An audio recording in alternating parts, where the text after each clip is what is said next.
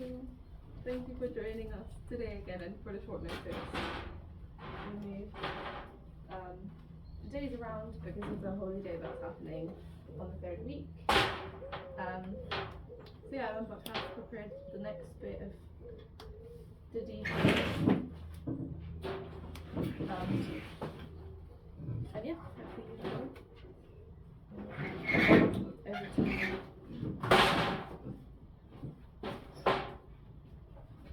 Can everyone see? No. We must make it taller, there's a table in there.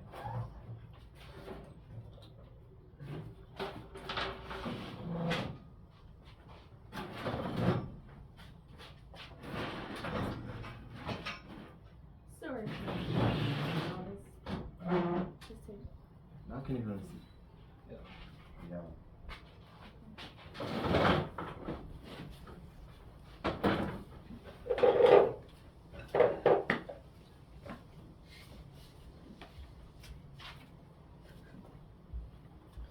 Okay, yes, thank you for coming, everybody. So last week we talked about something. Do you remember? You don't remember? Did you not watch? What was Give it? and receive Yes. action. It was subject and object partners, right? Okay. Do you remember the definitions, everything I was giving you?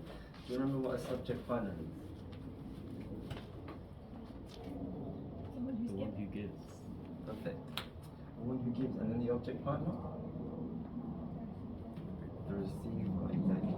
Typically, the receiver could be anyone, but the one who gives. And then I told you, I gave you something.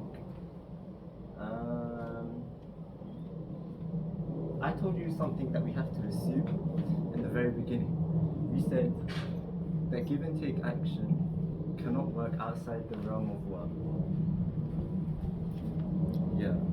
So that give and take action cannot work outside the realm of true love, but actually it's difficult because in the current status of the world, it's a bit of a, oh, sorry, I forgot to wait.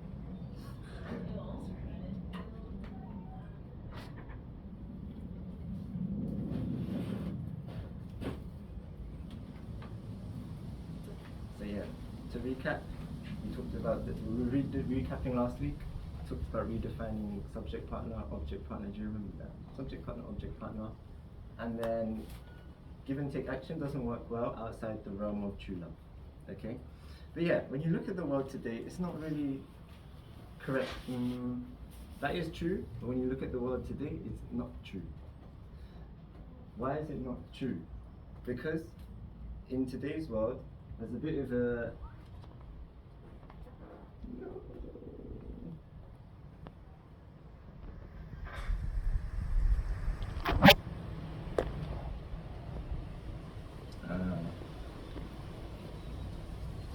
let's just be paper.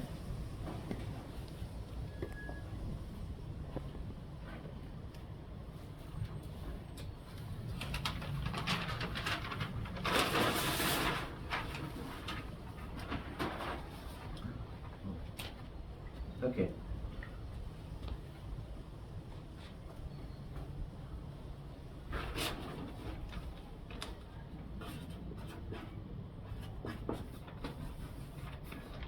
In today's world, even though we want all of that give and take action, those relationships to work in the realm of good or true love, which is that good purpose, right? When we look into the world today, you don't see that. You often see that is working outside. So this is where I want to make a clear distinction. It only works within the realm of love, true love, right? Evil is not a realm. It's a separate realm, or it's a separate environment. So everything, if we draw like a box, this is the true love realm, okay? But when when we stand in this true love realm, you look at the world, and so you can see outside the true love realm. You can see people practicing in this one. They're not touching each other, okay? These are two separate environments. You can't have true love in this one. So there's no evil in this one. Why? As I explained at the last bit of last lecture, what does God have any evil in him? No. Okay? And if God doesn't have evil in him, if you don't know something, can you create that thing? Does that make sense?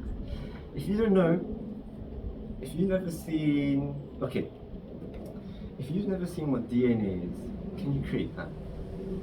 Do you know what it looks like? You can't. So if God didn't know what DNA was, if God didn't know, he had no concept of evil, then all of his creation should not have the concept of evil. Okay? So that means everything he created should have been him. But when we look at the world today, we see this. Okay? And so that means give and take action should work only here, but actually, if you redefine it, it can also work here. But this is a realm we shouldn't touch. Why? Does anyone like this one? No. Yeah. Nobody likes an evil world, right? And then, if I explain to you, true father, who knows true father? No one? No one? Everyone knows true father. Do you know, but how many of you have received his speeches, as in read through some of his speeches? Yeah? Some not, some not.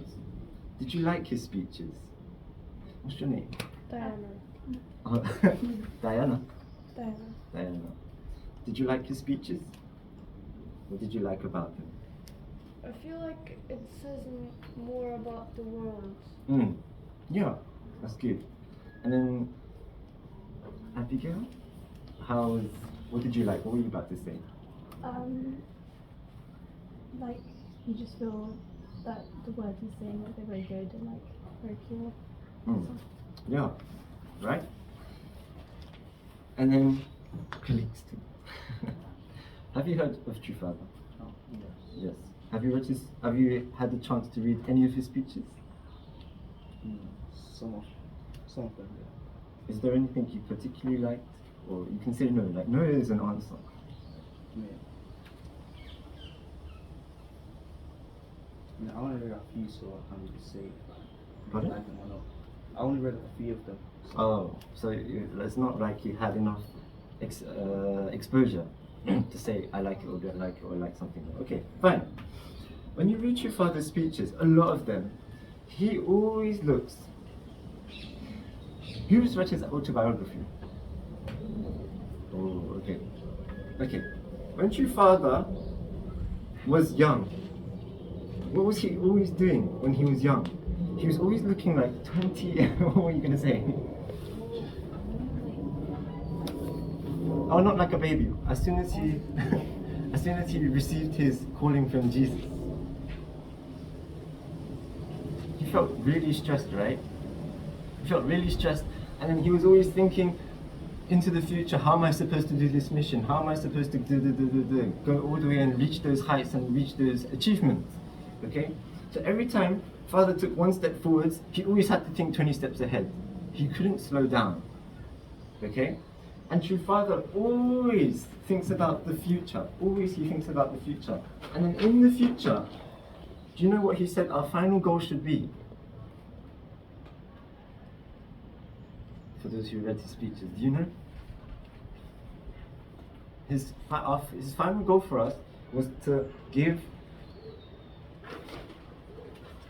a return.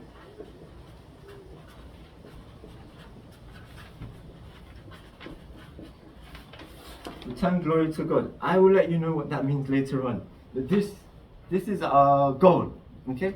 It's quite an abstract phrase. Return glory to God. It's hard to understand. It's hard to know what it fully means. Yet, okay? Then also, if you look at his speeches, he wants a world where God returns to his place as our creator. Okay? So remember, if God's our creator and God's only good, then the creation is only good. So that means he wants a world where this is our only world and this doesn't exist. So that means in the future, this concept shouldn't exist. Because if this concept continues to exist, God is not the only creator. Okay, because God didn't create this. So in the concept, so in the future, and I actually hope that when you guys grow up, you do not have to teach this concept. I know when you look out into the world, you'll see there's something just not good. But just because there's not good doesn't mean it's evil, and I'll get into that as well.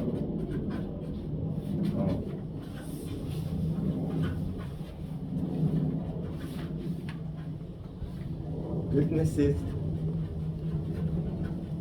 opposite. It's not the same as evil. Okay, so I have two statements to explain. Returning and goodness is opposite is not evil. Okay? So that's that. We can just put a pin on that. And then moving forward. Now, I told you something, actually, anyways. I told you something last time about this subject-object-partner relationship, right? So making friends, making relationships with your father, your mother, your brothers, your sisters, and your own children in the future, or with nephews and nieces, they are relationships that require time, right? You can't make a friendship over a day. Relationships take time to create. And number two was that true love. So I'm not going to use evil anymore, so erase that and only focus on the realm of this environment of true love. So relationships can only exist, a good subject object give and take can only exist in true love, right?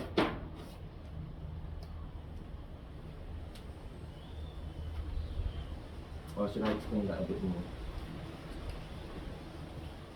Do you guys understand when give and take can work in the evil realm? No. It's like this. So do you remember the 4 steps? You have to stand, someone has to establish subject, and someone has to establish an object. You remember those 2, giver and receiver. Number 1. Number 2 is, you have to establish what? Common base. And in the beginning, that common base is often superficial, like, oh my gosh, you like fruits? I like fruits too. Yeah? And then, when that common base develops, so this is in this world, when that common base develops further, so remember, something superficial can be washed away. You need something grounded.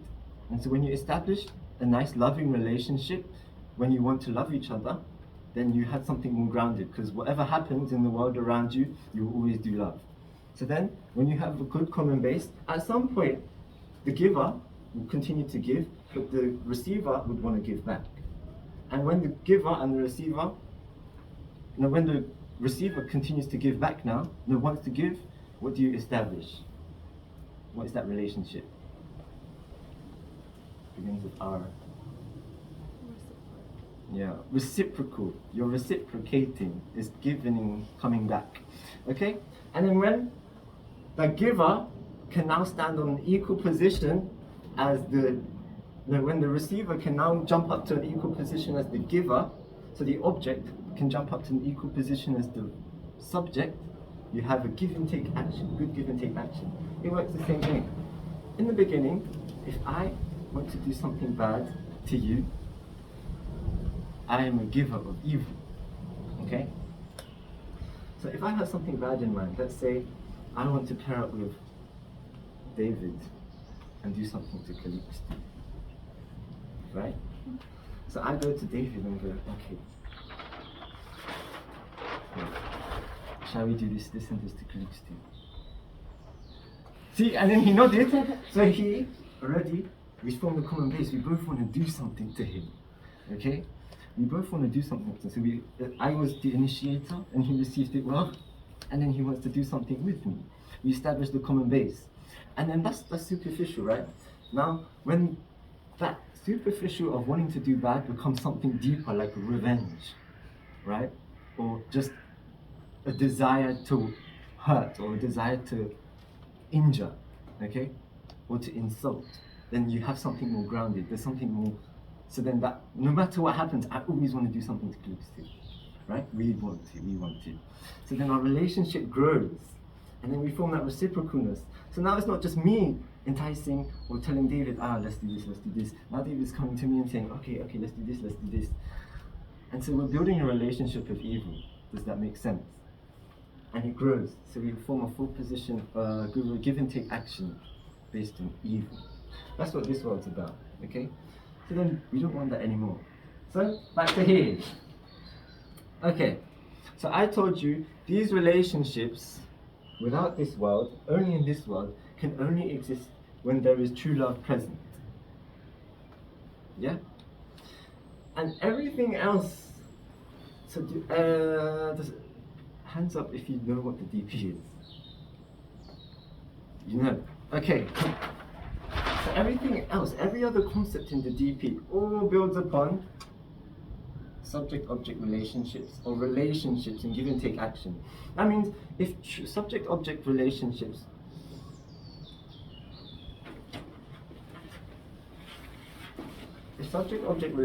and give and take action can only exist in the realm of true love, everything that it builds upon can only exist in the realm of true love.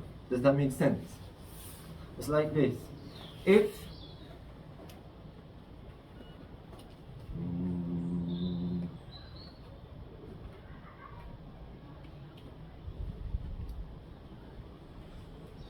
I say, when you do addition, who knows how to add, just in case? Yes, everyone knows how to add. When you do addition, 1 + 1 = 2, because when you add, you have to put the quantities together, right? That means no matter what happens, even if you make the addition more complicated, everything has to exist with the same principle. Okay, so you have to add the quantities together, no matter what the number is, and no matter how expansive I make it, 1 + 2 + 3 + 4 +, right? So no matter how big it becomes, if we put things upon addition, you have to do the addition principle. It's the same here. If my relationship with, like Brendan for example, has to be within this realm, then everything that bases upon that relationship, everything we develop from that relationship also has to be in this realm, because it doesn't make sense. If your seed is an apple tree, there's no way that the tree can produce pears like that, because everything is based upon the seed, the root, the beginning. Okay? So that means everything, as I mentioned, I am telling you many times, reiterating, without true love, the principle is incomplete, and that goes the same with the book itself. With the book, the DP is just full of concepts, full of principles, okay? The book itself is incomplete without the practice of true love, or without standing from a position where you're looking with the eyes of true love and seeing how this concept relates into reality. This book is incomplete. So you can read the book as much as you want. That's what I was telling you last week. You can read the book as much as you want, but your goal is not to unite with this book and its concepts. Your goal is to understand from the eyes of love, or from the viewpoint of love, how can I use this book to practice relationships? How can I use this book to practice ways of true love, to make it something you embody? And that's when you become slightly higher than the book itself, slightly higher than the words. And you stand in a position where you can have dominion over it, or you practice it so well that whatever you do, you're a bit higher than the word itself. Whatever you do, you will always be within that principle, okay, within that environment. So far, does that make sense? Any questions? Any bit unsure? Okay, so let's continue. So, point A.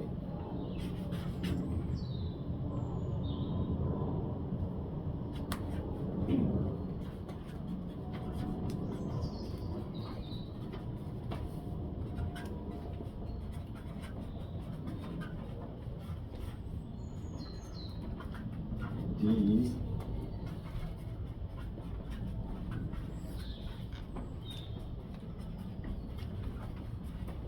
concepts are incomplete. Now the second thing we have to move on to, do you know what the four position foundation means? Anybody? What does it mean, Kat? It's like where subject and objects unite with God, or higher into four things. Yeah, that's actually pretty much it, right? Did you understand that? Yes. Did you understand it? What did you say?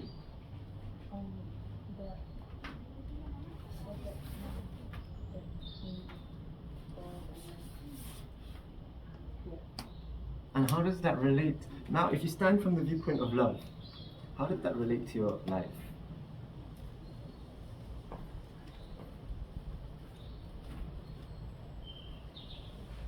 Does anyone have an idea? No? Okay, we'll just... So,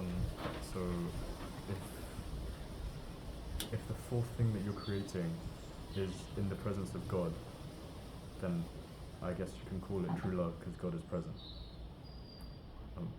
As in the fourth thing itself?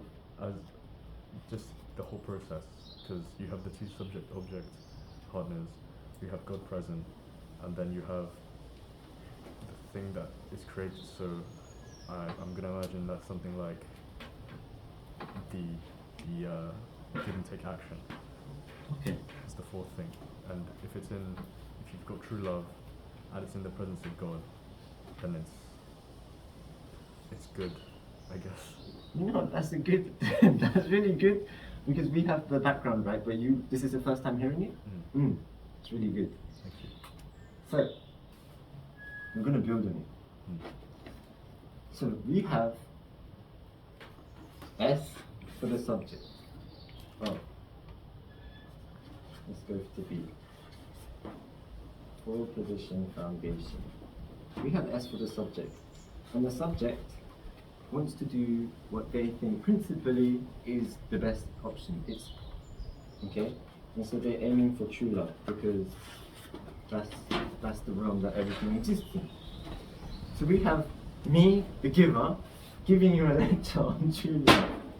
And then we have an object. Okay? Now, when you establish the object itself is wondering, it doesn't know anything yet. It could have its own perception of what it wants to do in life, but it doesn't know yet. So, in the beginning, this happens, just giving. So remember the 4 steps, you establish the partnership. Then you have a common base. That common base is often superficial in your relationship, so then you continue to build in the relationship and it becomes deeper. And when you have a deeper relationship, now you're reciprocating, the object's giving back. And when you do it on equal level, now you have give and take action. Okay? So now, the subject, which wanted to do it out of true love, did it, initiated. So now we have give and take action. So actually, this one can become a subject too. And this one can also become an object. But it formed a common base on the same thing. Initially, that same thing could have been what I said before, oh, you like cars. I like cars too. But then they changed it. It became true love. And true love is the origin. Or true love is what brought us together. True love brings us back to God, because God is the one who created it, okay? So we both want true love, and both with the same purpose in mind. Remember, I told you there's a difference between unison and unity. Do you remember that difference? Kevin, do you remember the difference? It's okay. No pressure, no pressure. So remember, okay, good. Okay, if you're doing something in unison, you're doing the same thing towards a common goal. With unity, it's like you're the same thing, same person, I guess. Yeah, it's confusing, right? But I understand where you're going from, and that is that. So when you're in unison, like for example, a team of players can work in unison with each other, they might not mess each other up because they're working so well together. So their purposes can be aligned, but they might not have the same practice. Okay? So my purpose could be to win and their purpose could be to win, but our definitions of win could be different. So then I working this way, but I might not push myself 100%. He also wants to win, but he just wants to just pass, right? So he might not he might not want to put 100%, but I want to put 100%. And so actually sometimes I do get annoyed with him because I'm working with this person, but he's not seeing the same thing I see to achieve the same thing. Okay? So then in unity, we both have the same goal and we both act towards that goal knowing the same things. Okay? So I want to put 100% into that win and he wants to put 100% into the win. So then no matter what happens, we know what our goal is. So even if that person is lagging behind a bit, I know he wants the same goal as me, so I'll put a bit more in. Okay? So we compensate for each other's differences. Does that make sense? Kevin, does that make sense? Yeah? Okay? So then we're in unity. They're in unity. Okay? Now, I'm me and David's him. We're individuals. Right? We can follow the same purpose, but we're individuals. But if we work together, I have my brain and he has his brains. Which one's better, me and him individually or me and him combined?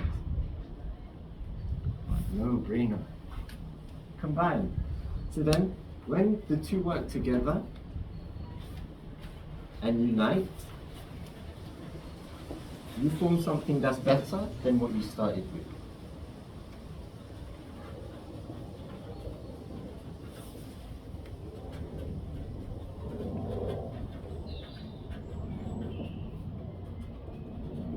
Okay? So I'm going to change it a bit. We learn it as origin, division, union. But I'm going to change it to purpose. Are your purposes joined? And then subject and object. So you individual entities. Purpose, individuals, and finally unity. Okay? And unity is always better than what you started with. Does that make sense? Yeah? That's full position foundation. Finished. Next.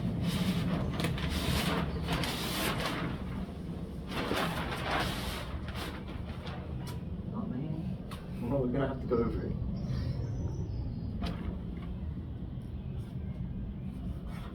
The last thing last two things I want to go over.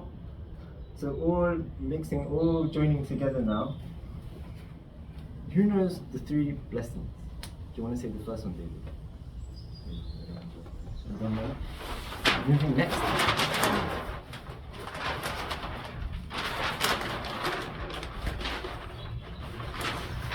Kalistu? Do you know the first one? I'm not really sure. Who knows it? Elizabeth. Do you want to state it? What's the first one? Be fruitful. Do you know what it means?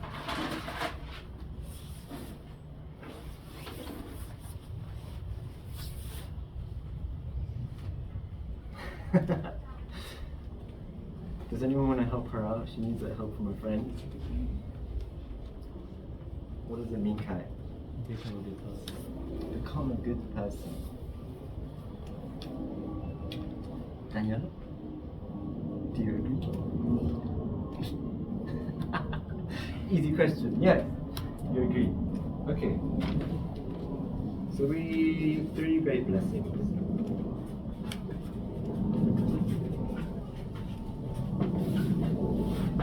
Okay, 3 great blessings. And the first one is?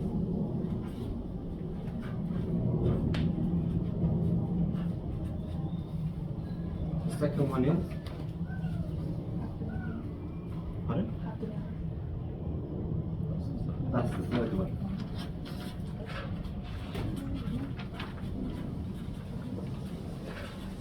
Second one? Yeah.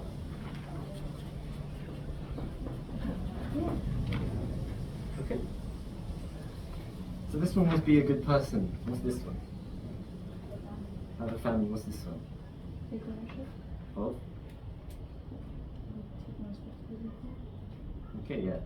take ownership of just everything around you. Okay? And we want to go into this one a bit more into depth. So be fruitful.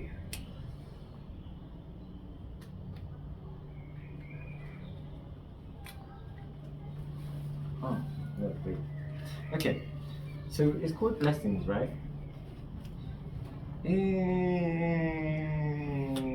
Olivia, when would you call something a blessing in your point of view?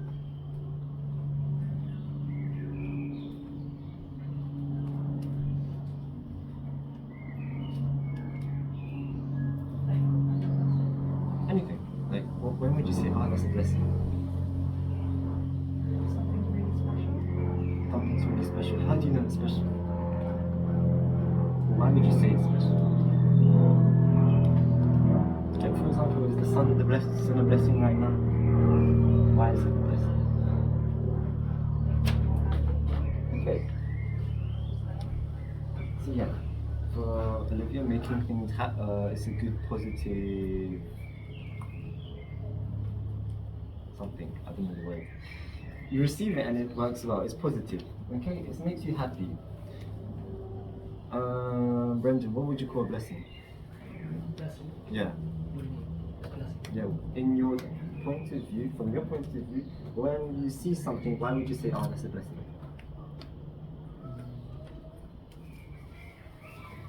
Because it's something that I have the privilege to receive from God. Privilege. So that's a nice word. It's something that he has a privilege. Why do you call it a privilege? What is a privilege? Because I am allowed to receive this blessing whilst other people cannot. So it's a blessing because, like, everything is a blessing because you're the one receiving it. But why? Okay, that's fine. But when you say I'm allowed to, but not someone else's, would you say you've earned the right to, or is just that you've been allowed to? It's more the idea that I'm grateful for it because it's something that not a lot of people have, or that some other people might not be able to have. Okay.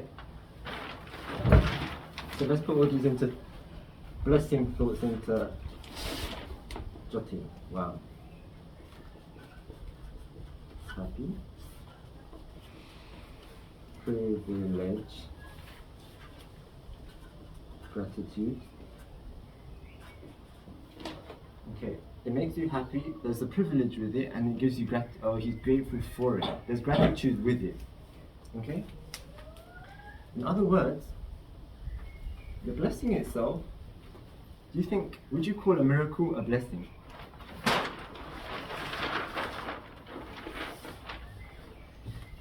Like, for example, if it was, you didn't study for a test, right? You didn't study for a test, and it happened to be that everything you remembered was what the test asked. Is that a blessing? Why yes? Oh wait, I think that's very lucky. That's very lucky, but would you say, oh, I've been so blessed?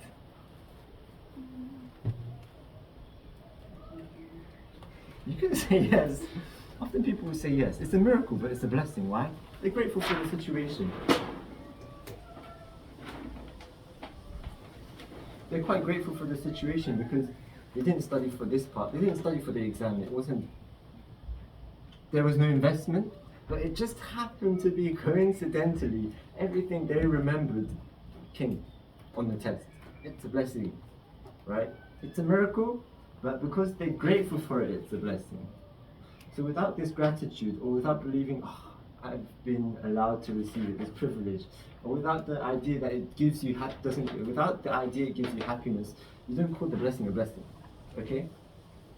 So especially this gratitude I wanted, because gratitude gives you happiness and gratitude comes from privilege. No. This privilege comes from gratitude. You're grateful for something is why you feel privileged. You're grateful for something is why you can feel happy. Okay? So gratitude, who knows how to feel grateful? Who knows how to feel grateful? How do you feel grateful? I appreciate it. Appreciate it. But then, how do you appreciate this, keeping this up? give it some thought. And Give then it feel some grateful. thought. See, that's the thing. You have to interact with that in your mind. In the end, gratitude comes from relationships as well. Gratitude is when you basically, it sounds weird, but for example, it's that you love this thing because it's helping you have a roof over your head. Okay? So without even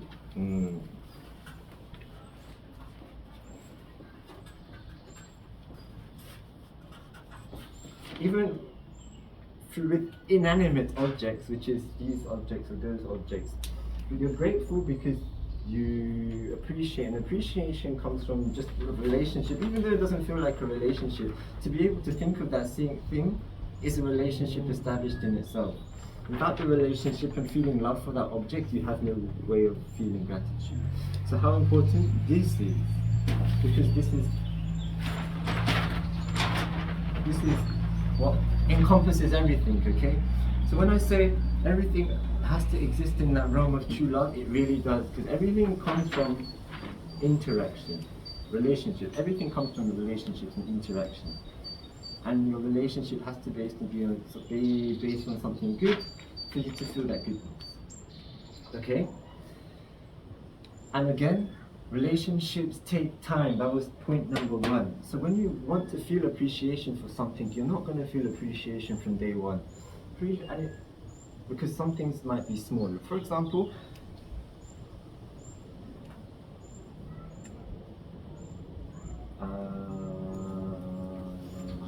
okay. Do you feel grateful for your mom's cooking? Does she cook? Yeah. Do you feel grateful? Yeah. Now I said that you feel grateful. Did you feel grateful yesterday when you had dinner? Yes. You did. That's good.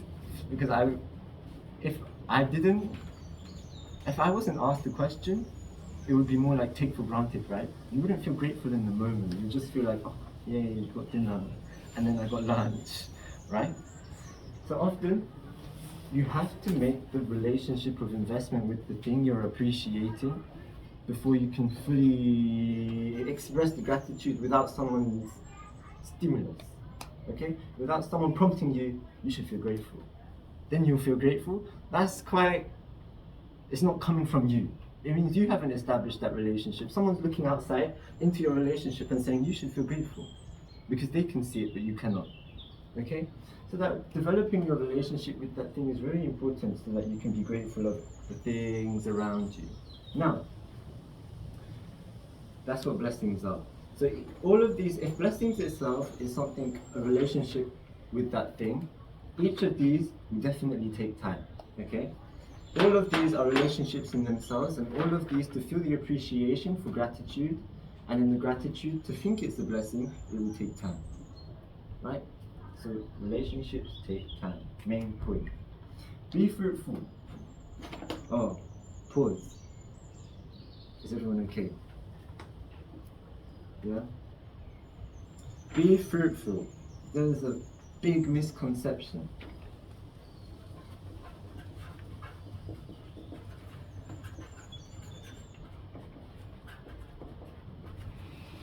Perfection is maturation. Does anyone know the difference? Kevin, do you know the difference? What do you feel like the difference is between perfection and maturation?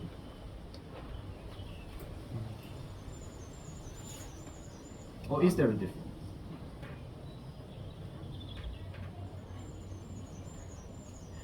I think it's a difference. I'm not sure.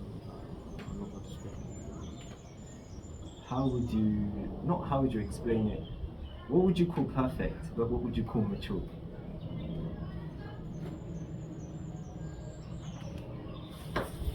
Something perfect, something that have no mistakes. No mistakes, perfect. Would a mature person have no mistakes? Yeah, they have mistakes. They have mistakes. Okay, so perfection is no mistakes, and maturation is there might still be mistakes or flaws, right? Roman, do you agree? Yeah? Do you agree? Back there, do you agree? Yeah? Perfection and maturation. And which one do you think be fruitful is referring to?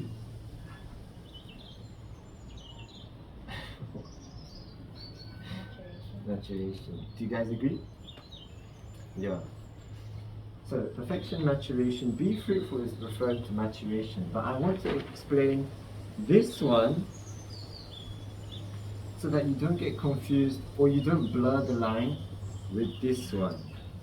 Okay? It's like if I tell you spiders are not insects, right? But then you know that insects, well, technically the definition of insect is 6 legs, right? Anyway, you know that insects are creepy crawlies. But if I tell you spiders aren't insects, then when you see a spider, you know it's not an insect. That's the line of perfection. That's the line I want to draw. So even though you see a cute, creepy crawly on the floor, when you already see it has 8 legs, you're like, no. Okay? That's the same thing. So you don't think, when you're trying to achieve maturation, you don't think higher than you have to, right? Because if you try to aim too high, you burn yourself out. Your goal, your focused goal is too far, is further than you need to be, and then you trying to achieve it, you might encounter lots of friction. Okay? So perfection.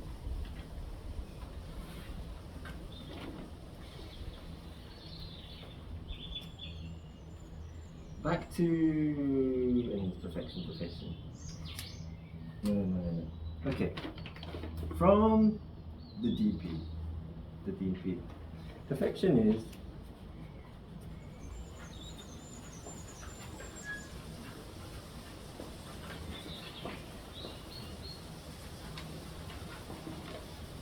Perfection is achieving or finding out our original value or our original purpose. Oh, okay. Daniela, do you know what your original value is?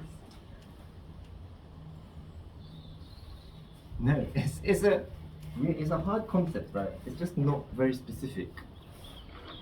Daniela. Huh? Diana. Oh, I'm so sorry. Why didn't you correct me?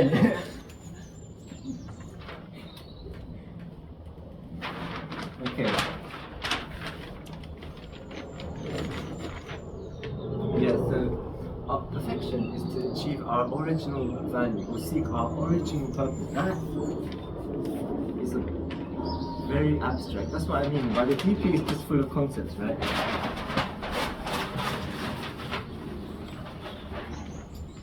Anyway, the DP is just full of concepts. And how does this relate to anything? Is the question.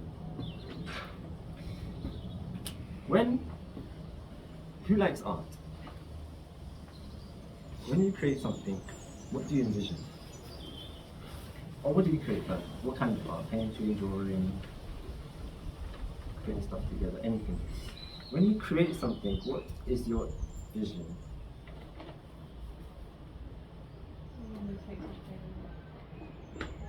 Something beautiful. What happens if it's not beautiful? Or what happens if it's not like you envisioned? Like, oh, I want it to be like this, but it's not like this. Disappointing. You throw it away? Or would you try to improve it?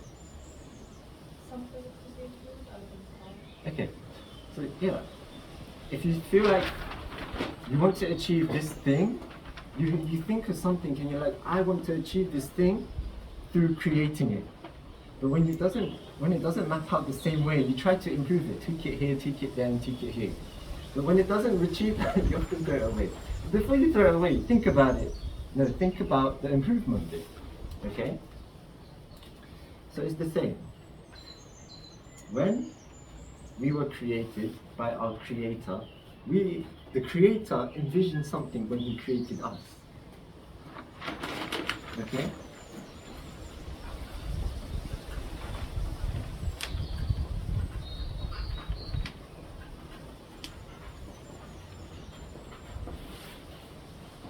So the creator envisioned something He had a purpose in mind when he created us. I don't know what his purpose was. Right? He had a purpose in mind. And that means that purpose is what we need to continue to grow up to achieve. But how many of you know what that purpose is? No? So then this is where we're going to take it from first principles, okay? First principles means start somewhere small and grow. So, Olivia said, when she creates art, she wants something beautiful, right? Okay? And then, so she creates something with that in mind and hopes it becomes like that, and she'll tweak it to make it like that.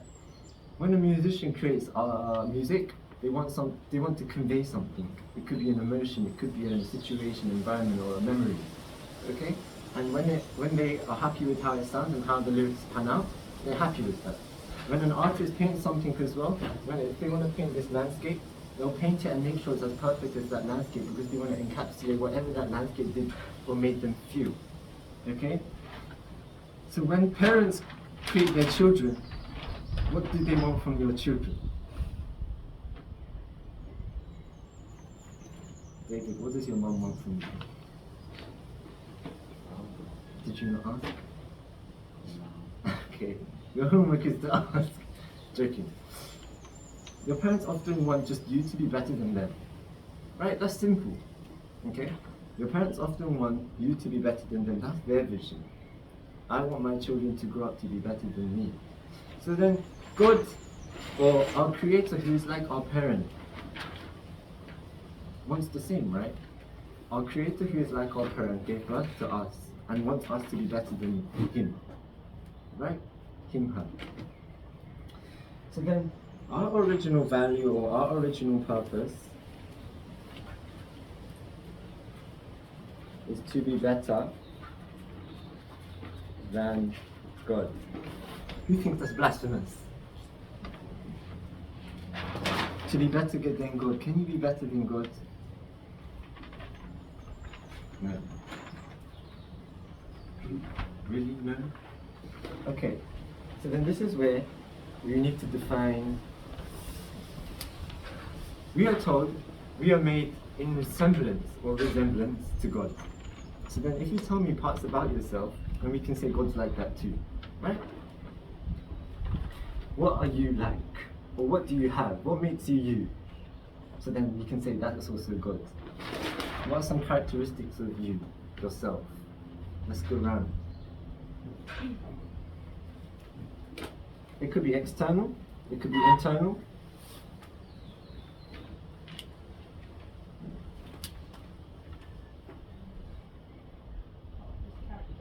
Anything.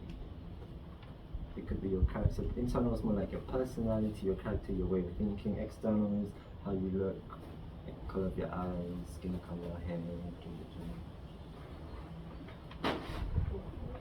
thoughtful, so then God's thoughtful too. Brown hair, so then God must have brown hair too. Blue eyes, so God must have blue eyes too. Creativity. God's, oh yeah, creativity, so God must be creative too. Diana.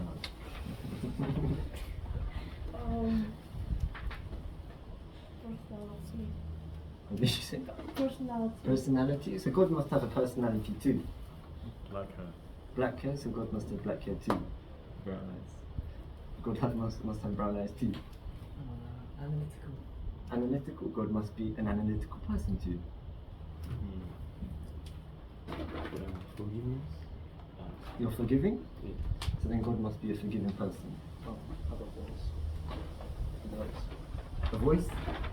So God must have a voice as well. Like things. You like food, God must love food. Right? So you live, or you are in semblance, resemble God. Okay? So then everything you mentioned to me is also God. Okay? That means what we need to achieve is better than that. Okay? So God has some internal stuff, like personality.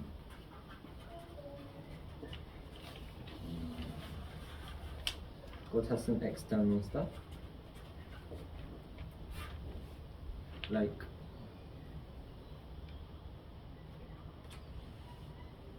teachers. Okay? And then we say that God, if I go a bit further, we say God is omniscient, omnipotent, omnipresent. Do you remember what those words mean?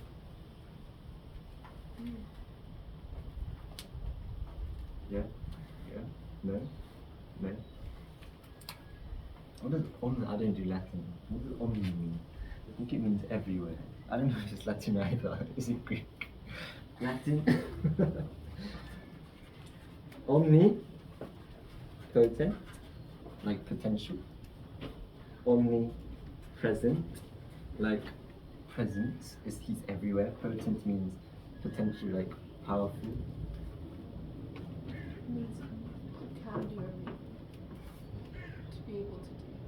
And then omniscience, like science, knowledgeable. That's right? Omnipotent, present, and omniscient. They have said it's not to. He is. He can do everything. Okay? So he's can do everything, potential. He's everywhere, omnipresent, and omniscient. Omniscient with a T. But he has omniscience. But yeah, he knows everything. Okay? So then do you think we can be like that too? Because we are in his semblance. No? Do you think we can be anywhere at the same time? Or any time at the same time? Probably not. But actually we can.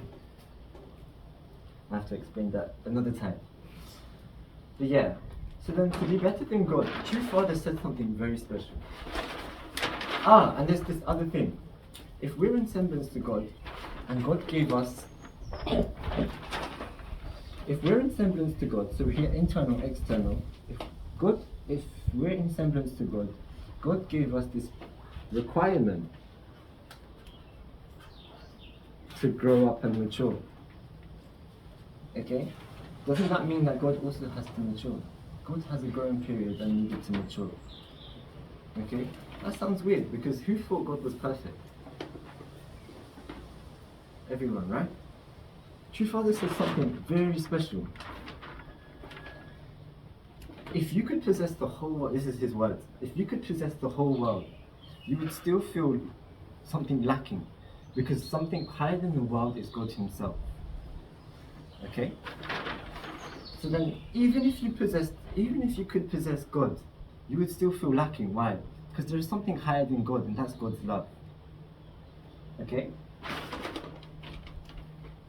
So here we have God's love, we have God, and then we have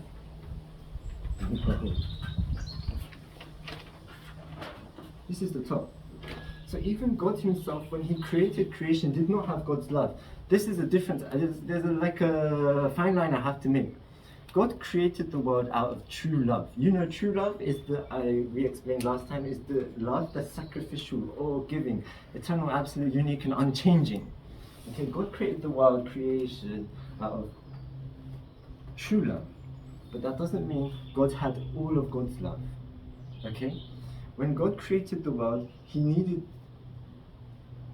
wanted his children to grow up to be better than he is. Right? So then when the children, now God's love is an infusion. Do you know the 4 infusions or the 4 types of love that God's love is an infusion of? God created Adam and Eve first. So the first love present was parental. Then Adam and Eve to each other were siblings. And then as Adam and Eve grew up, they should have been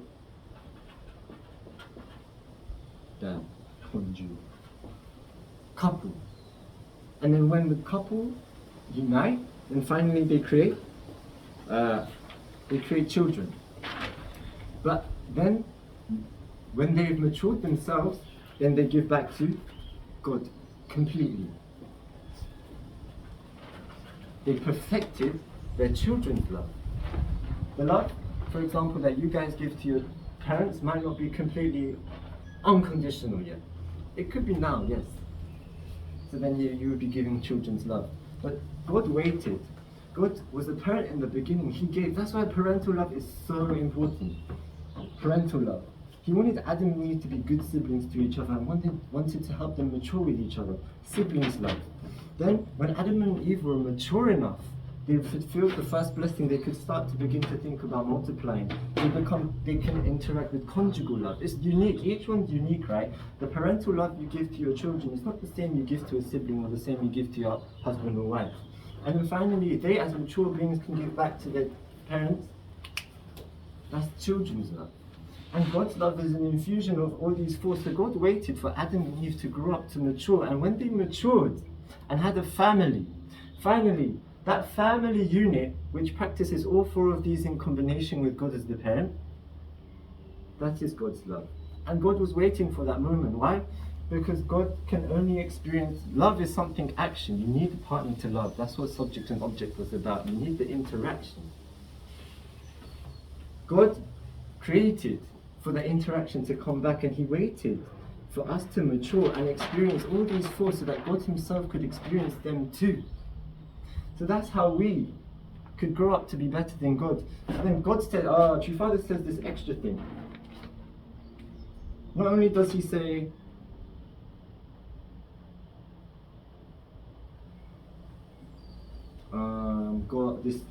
not only does He say this, God says, True Father says, only, damn, I should read it from Him.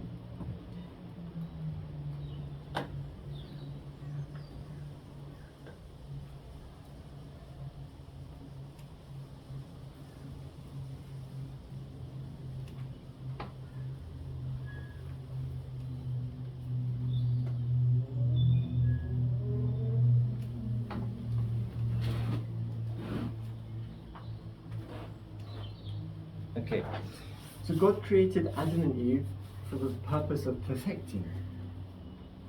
For the purpose of perfecting Himself. Or perfecting God's love. Okay, so the Father Himself said this thing. So our original value is to be better than God. And now we know we can be better than God by experiencing or by practicing God's love, which is an infusion of four. That's how important the family is. So you really, perfection cannot come by yourself. That's why this is the line I want to draw with maturation. Perfection will not come by yourself. Okay? And it won't even come when you suddenly have a husband or wife. Perfection comes when you form a family unit that can completely give back to God. Okay, so it's not at the beginning when you just have new children. It's when those children mature and can give back to you. Okay? That's when you can perfect yourself. So how far in life that is, right? How far in the future that is. So maturation is just the first part. So perfection is this, achieving. Maturation is the process to making it. Process to get there. Okay? So if perfection is achievement, maturation is the process. Okay? So far, does that make sense? Does that make sense? Yeah?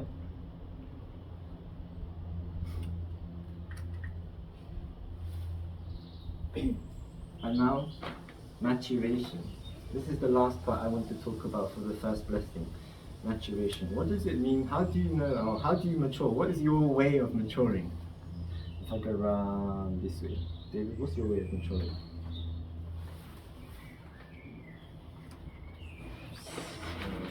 I guess analyzing the problem, seeing what you could have done better. Analytical. Yeah, that's one way of maturing. Maturing is learning where your mistakes lie. He was analyzing where the problem was. What's your way of maturing, Calixto? I mean, that's my work, maturing is learn from mistakes. Learn from mistakes. Again? And then, Kevin, what's your way of maturing? Learn from your mistakes. Learning from mistakes. Brendan, what's your way of maturing? Trying to improve my heart love. improving heart of love, how would you go about doing that? Giving back to the people who gave love to me, so my parents and my friends and my family. So practicing, here's one, practicing love. What's your way of maturing, okay? Having experiences that I can look at, see how I can do better. Having experiences that help you see where the problem is so that you can improve from them. Sean, what's your way of maturing? I mean, all of those things, I guess. Yeah, I guess that's really describing all of it, because you need to have those experiences, and only then can you look back at them and see that you've improved. Maybe have those same experiences again and see the difference in how you approach that situation or problem. And then with what Brendan said, practicing your heart of love, so you can give back to the people who helped you during those times or situations. Yeah. Okay. Out of you five, does anyone have a different way of maturing? Like, not different, just a Diana. I'm not sure, but start more give and takes instead of just receiving. Okay, yeah. Give and takes. In some ways that comes with love. So yeah, give and take, starting being the initiator. Good. Do you four have anything different? You could take advice from other people. Taking advice, so seeking wisdom.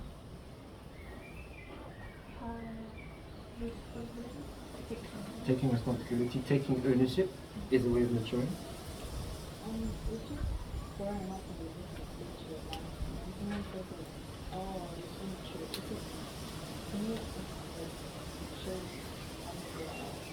Just growing up. Not just, Okay.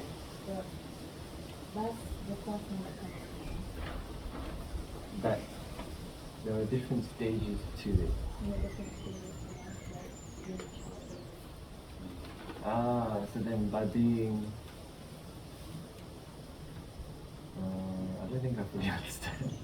For example, as a teenager, would you consider yourself an immature child? If as a teenager, would you consider yourself a mature child? Or maybe as an 18-year-old, you would consider yourself a mature teenager? Is that what you're saying? Yeah, I guess it's Okay. Anything else? Humbling myself. Humbling? Okay. So we all have our ways of maturing, okay? And stick to them, because they're good.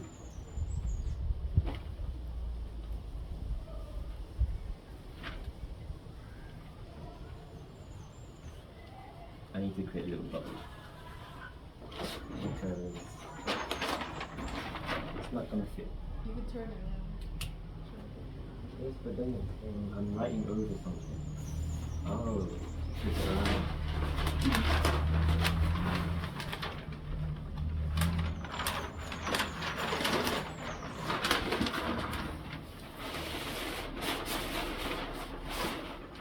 Okay. Let's talk about maturation.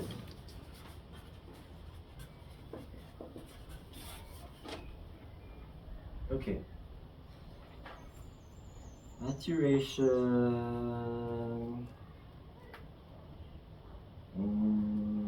I'm going to go through one, and then I'm kind of going to forego the other until next time. Maturation. So, this is content, like this will be concepts, which I'm sorry about, but we need to build on the concepts, right?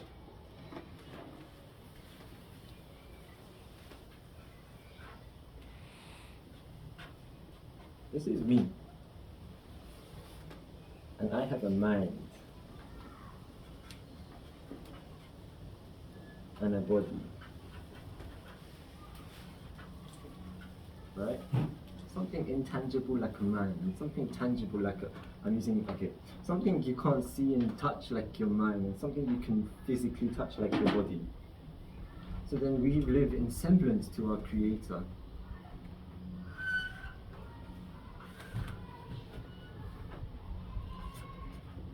So our creator, the origin, also must have something like something internal and then something more external. Just because we can't see it doesn't mean it doesn't exist. Okay? But you can have, yes, anyways, let me get to the next state. So when the origin, or when the creator, God, created everything, he created it to be in semblance to that as well, right?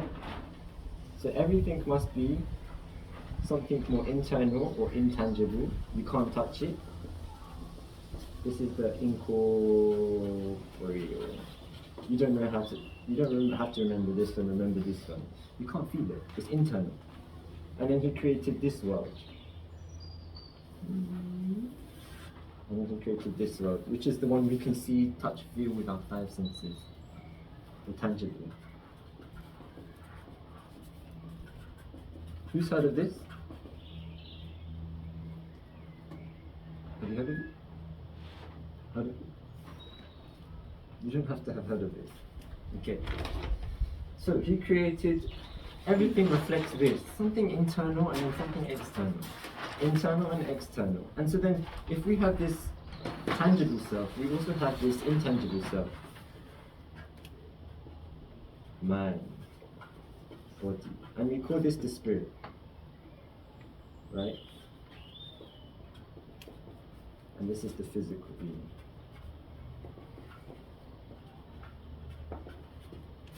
Okay? So there's a spirit and a physical being, and only when they're together can you create a human being. So the human being is not just saying a human being is not just physical, and a human being is not just spiritual. We're together. Okay? Now, this is where it's going to get real complicated. But I'm going to draw it like this.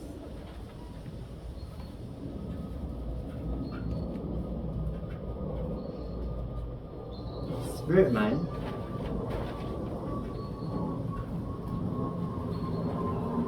spirit body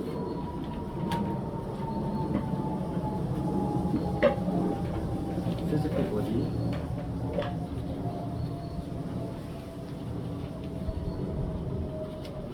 physical mind. Okay? So we have a spirit mind, a spirit body, a physical body, and a physical mind. What's the difference between that and that? Does anyone know? What's the difference between the spirit mind and the physical mind? Kai, do you know? No. So the physical mind, this might sound a bit degrading. The physical mind is the animal instinct in you. And you know what animals have to do? They have to survive. So how do you survive? You need to eat, drink, eat and drink, sleep, and then when you grow old enough, you need to create family. Okay? That's how your lineage survives. Otherwise humans will be extinct. So you need to eat and drink, sleep, or let me just say eat. Eat, sleep, and create family. Right? Eat, sleep, and family. So that's what this is for. I would say this is animal instinct.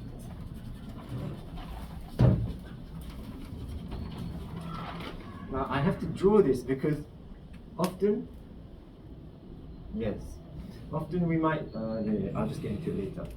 Animal instinct, eat, drink, eat, sleep, and family. So then why does it do that? To protect the body. This is the animal instinct to help protect the body. It offers protection and survival. Okay? In the divine principle as well, it says this.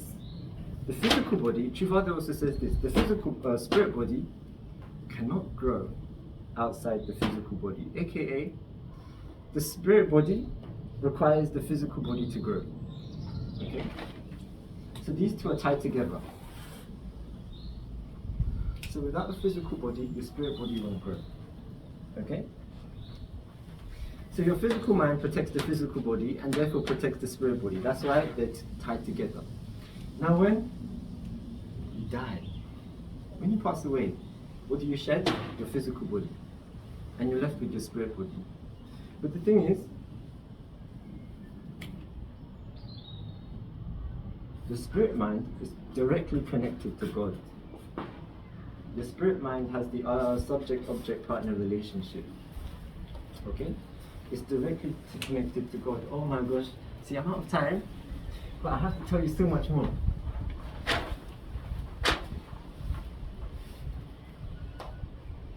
I'm thinking how I can do this. You part 2 next.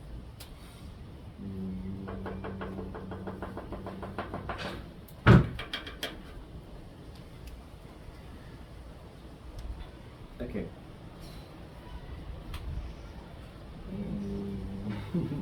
I'll just tell you this then. I'll quickly finish this. Spirit mind is directly connected to God. When you have a loving, true loving relationship, when you're in unity, True Father said this is super special. The rights and privileges of true love. Okay? This is real special. 1, 2, and 3. When you are united, when you practice true love, you earn something. You earn 3 things.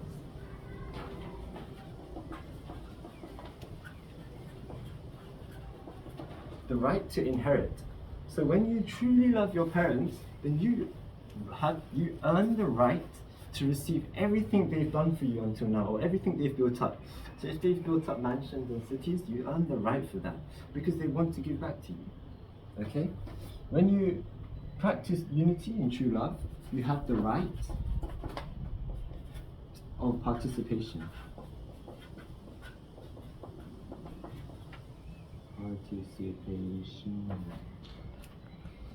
Okay? It means, for example, if you're so united with your sibling, everything your sibling does, you can join in too. If you're so united with your husband and wife, everything they do, you can do too. If you're so united with your parents, everything they do, you can do too. You're united, you have the right of participation.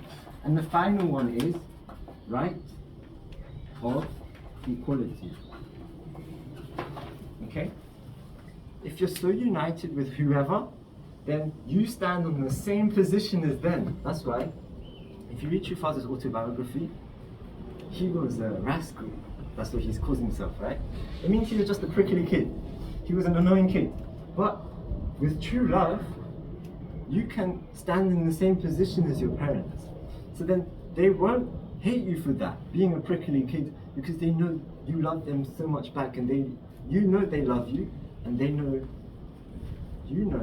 they love you, but you love them as much, right? They know you love them, so that you're doing things is not to harm them, or it's not to annoy them. You just do things out of your love for them, and it's the way you express things. Okay? The right of equality, you stand on equal plane. So the spirit mind is completely united with God. So it inherits everything he knows, everything he feels. You participate in God directly, and you have the right to stand. Your spirit mind stands on equal status to God.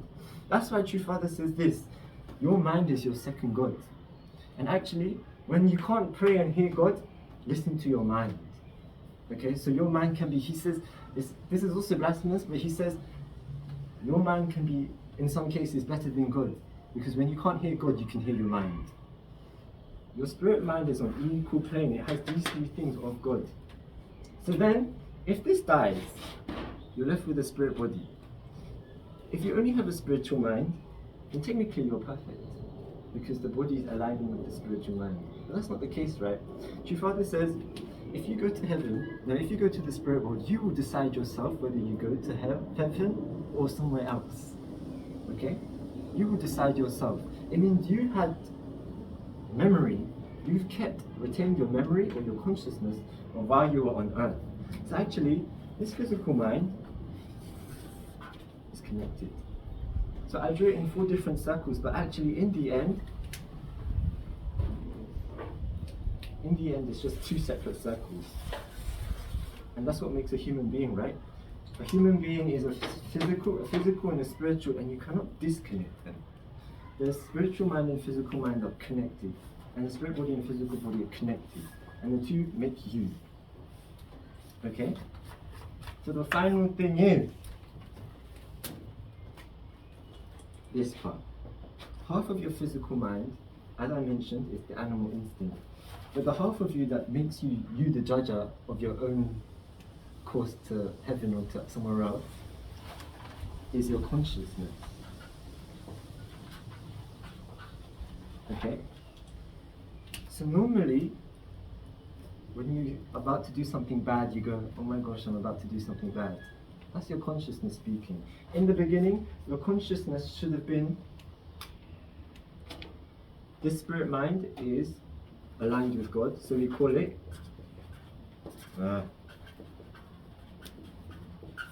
standard of goodness. Okay? This is the absolute standard of goodness. So as in, because it's aligned with God, it knows everything that's good and only good. Your consciousness is what you think, this is good, this is bad, this is good, this is bad. How do we improve this? So the maturation depends on your experiences, right? For example, you don't know that punching someone could be a bad thing until you punch someone and then someone goes, that's not good, right? That's not good. So your consciousness has to develop through your experience. Okay? And then maturation, if it's the compass, right? Your absolute standard of goodness is pointing directly up. Your consciousness has to align with it like this. Okay? So then maturation is when this and this can align. And that's it. Maturation is when your consciousness completely, if this is this, your consciousness completely comes back to align perfectly with the absolute standard of goodness. And then now, that was all the concept stuff. And then the how is the important stuff, right? How? 2 ways. No, 3. It's your own experiences, right? Is what you were guys saying. Learning from your mistakes. 2. Wisdom from others. That's what you were saying. Learning from others. Wisdom, that's the whole point of grandparents and grandparents and uncles and aunties. They've made mistakes so you can learn from them. And then 3. How? Connect directly to your spiritual mind. And True Father says the way to directly connect to your spiritual mind is through, do you know? Can you guess? Begins with P? Yeah. I'm not saying that's the only way, but True Father says this is the best way. The best way to connect to your spirit mind is through prayer. Who finds prayer hard? Pretty much everyone. That's time, but I wanted to give you an activity to help you with prayer, at least in the next week. So that can be our final thing, right? How to pray! Now, when I told you to look outside, what do you see? Trees. House. Did you say house or outside? Outside.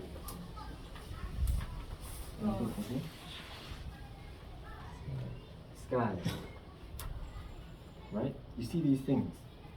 Use all your 5 senses. When I say look at the surroundings, what do you see? Hear, smell, hear, taste.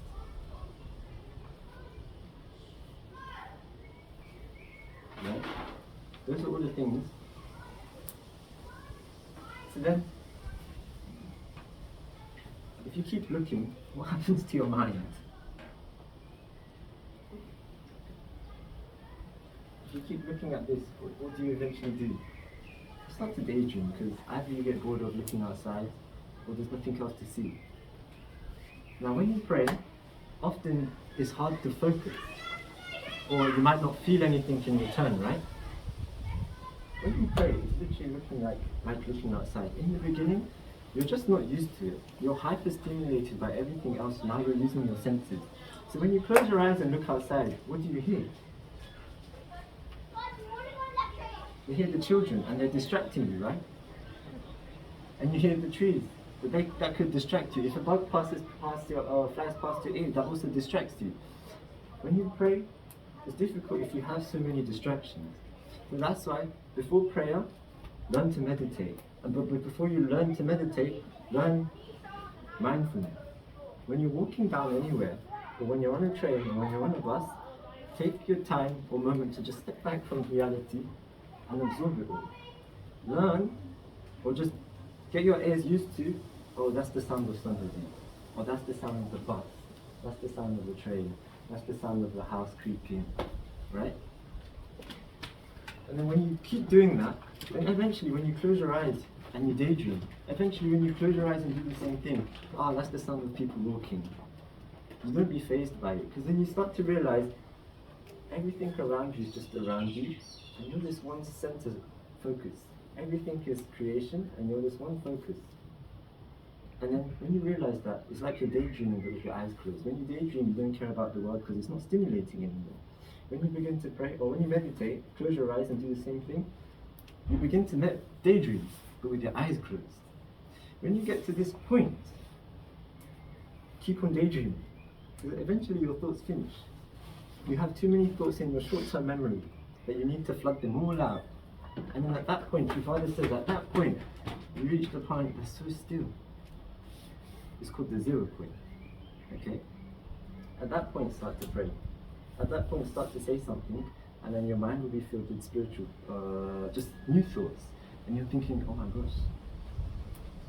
So then, step 1, I'll explain it again later, but step 1, just practice mindfulness every day or something. It's going to take time before it's another relationship with your mind. It's going to take time, but you have to practice mindfulness. And then meditation, before you can pray at the point where you feel other people pray like that much. But yeah, I think that's it. Thank you for joining. Thank you for listening.